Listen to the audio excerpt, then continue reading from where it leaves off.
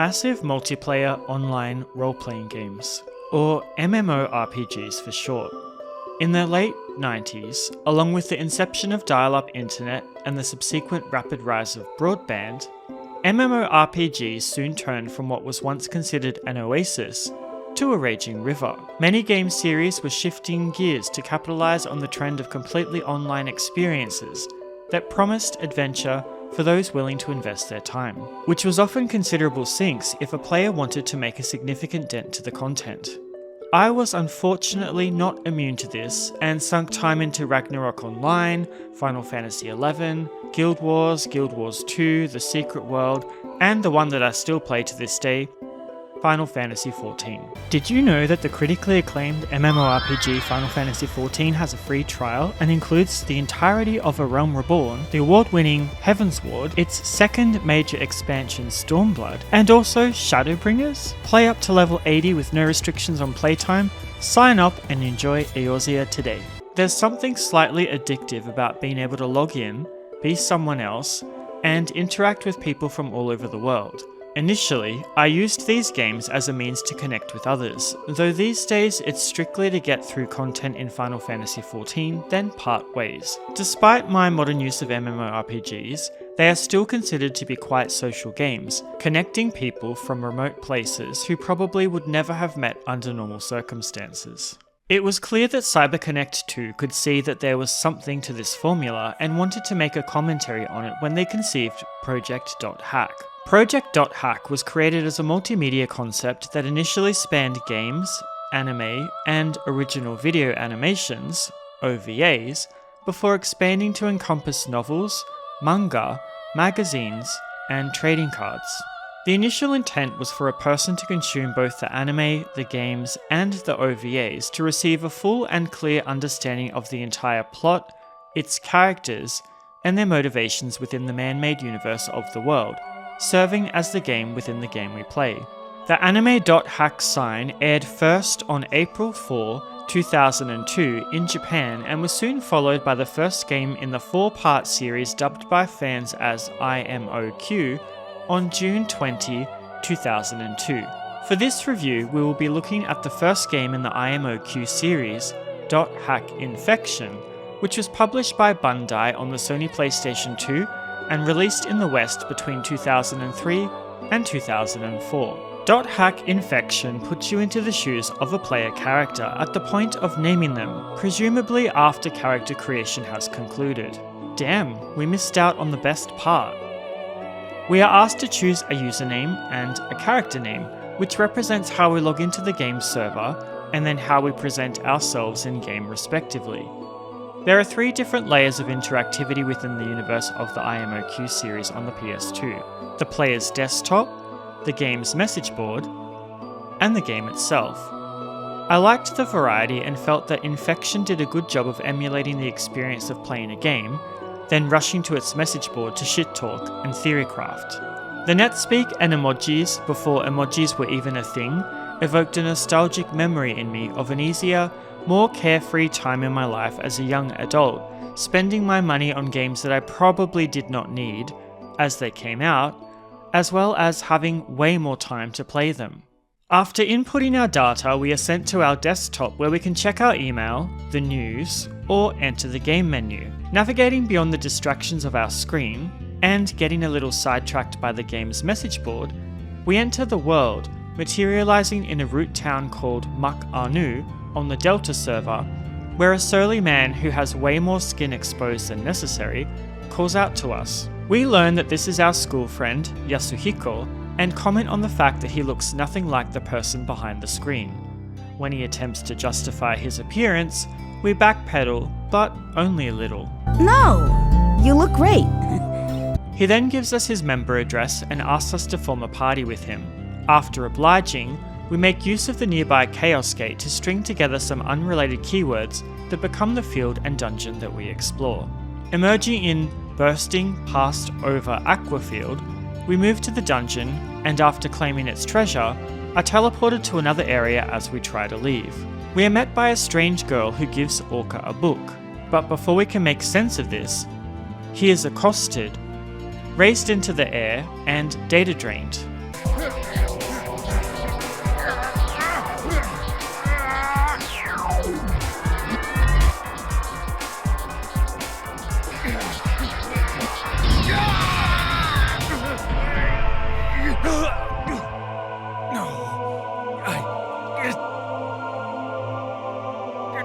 supposed to be this way. I'm sorry. Get out of here! After he vanishes into ones and zeros, we are sent away from the area by a strange force, and then experience a system error.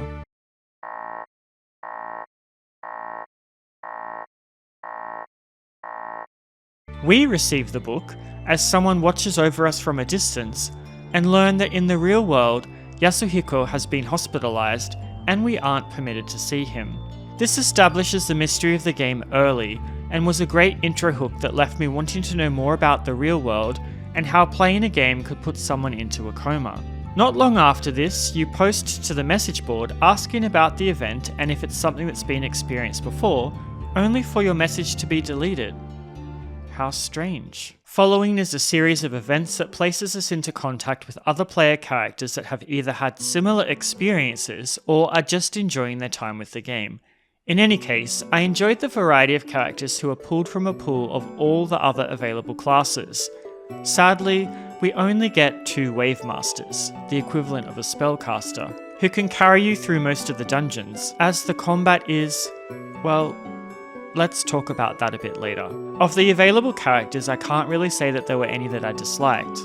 Except for maybe Mia, because she was mean to Pyros by causing him to acquire a permanent debuff. Don't go doing that to my man, he's trying his best. Characters aren't always available when you call on them either.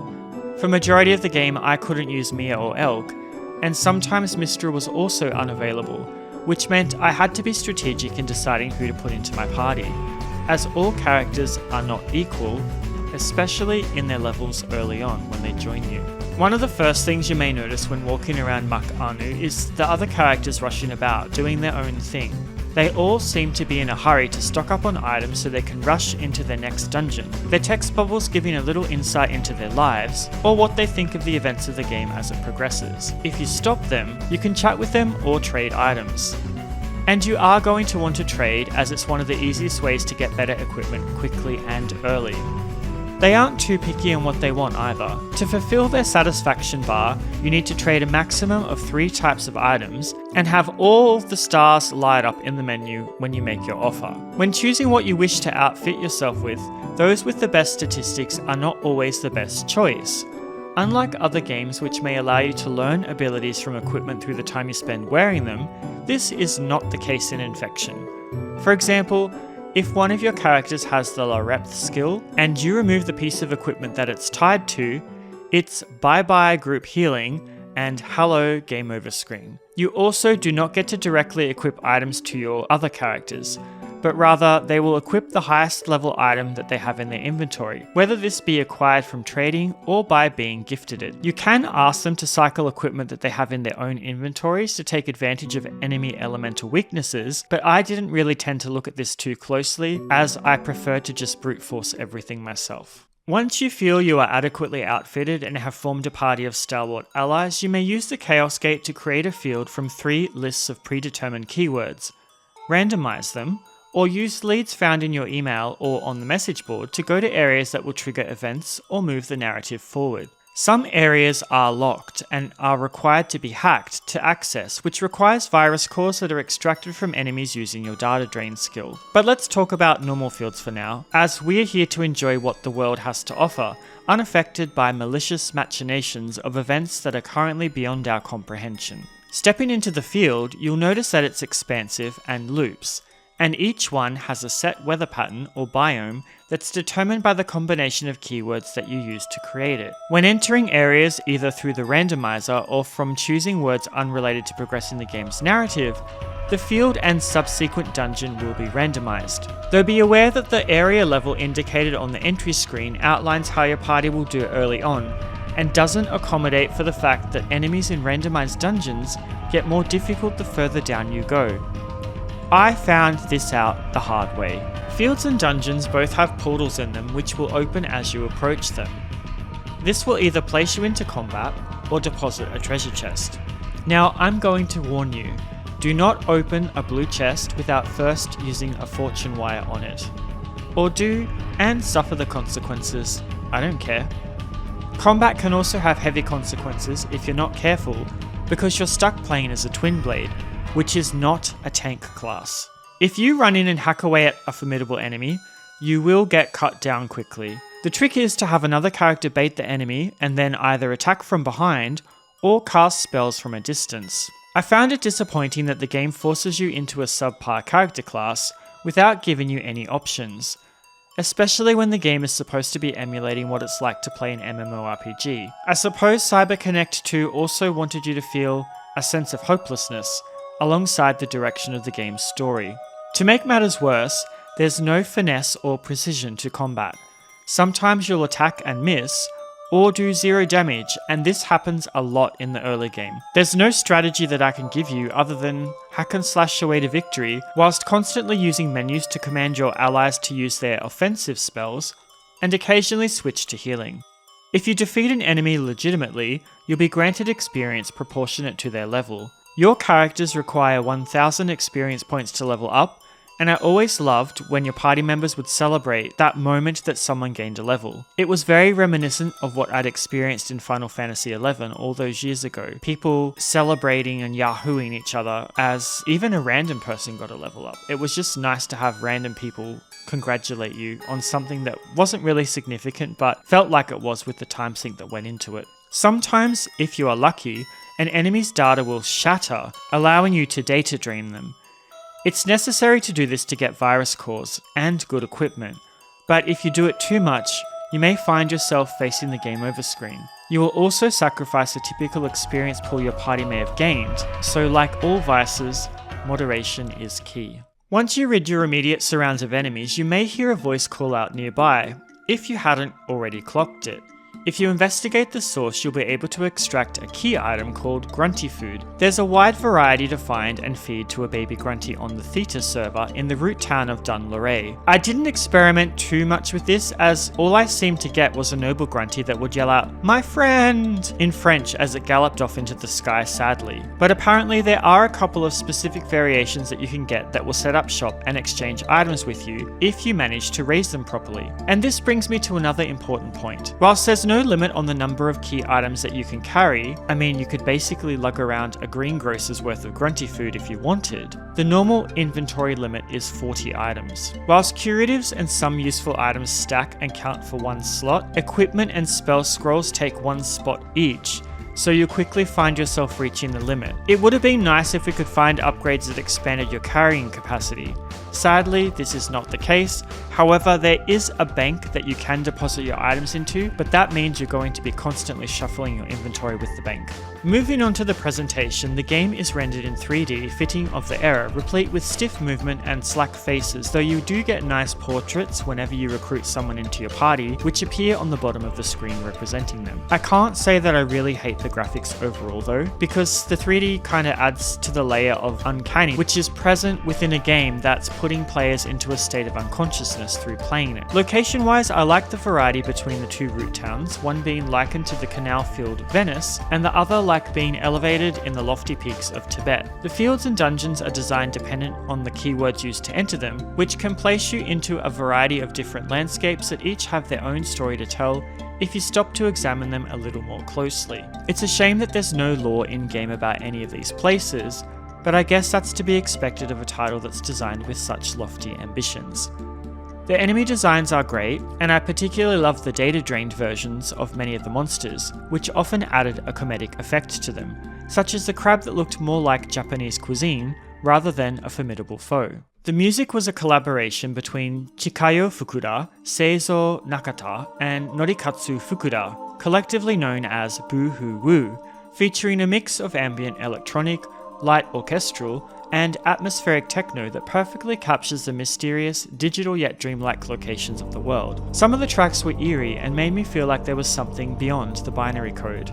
Some ominous force watching from between the curves of that zero, waiting to lunge when your guard was down, claws prized, and fangs bared. My favourite track is called Castle Wall Dungeon, which seems like a percussionist is lightly dancing metal bars against icicles hanging from the ceiling of a frozen dungeon. As a choir wails in unison with the souls that have been tortured and ruined here, you can see them hanging in their cages, or in the brittle remains that can be crushed for collectibles, just hanging around, escaped from their cages, but given up on their will to live or their hope of ever escaping this awful place. A deep, thrumming, hanging organ note pierces the almost silence, a sentinel that promises that it is always watching and ensuring that no one will ever leave here alive. Some bells toll, sealing the fate of all those that have been captured. This is purgatory, and you are stupid enough to have ventured within, and then the battle hook loops in seamlessly. Man, it's just such a great track. Hack Infection also has some voice lines which are a product of their time, and definitely hammed up. Every time Mistral laughs, whilst yes, I do love her, I want to slap her because whatever she's laughing at is not funny, and that cackle just makes me cringe at the almost over-the-top affability. Hack Infection is a fascinating time capsule of the early 2000s, highlighting the cultural phenomenon of the MMORPG and what the potential cost of the rise of technology could be. Combat can feel clunky and menu heavy, the forced twin blade class is a little disappointing, and some mechanics like inventory management and party availability require patience. But what it lacks in polish, it more than makes up for with atmosphere, mystery, and nostalgia. The way it blurs the line between the game you're playing and the world inside it is still clever and immersive today. The desktop interface, message board, emails, and the undercurrent of unease create something unique. Combined with the haunting soundtrack, it pulls you into a story that feels bigger than the game itself, which, of course, at the time it was. If you want to play a game that gives an impression of what early MMORPGs were like, before they became saturated in what they are today, then you'll want to check out this game. Just make sure to take some time to step outside and touch grass, as I'd hate to see you end up in a coma. By the way, Hack Infection is the first part in a 4-part series of games, which also includes OVAs and an anime. Would you be interested in me covering the other adjacent forms of media on this channel? Let me know in the comments. This has been Venoix with a review of Hack Infection for the Sony PlayStation 2. If you enjoyed this video, please like and subscribe for more great action RPG content. As always, thanks for taking the time to watch my videos. I appreciate you, take care of yourselves, and bye bye for now.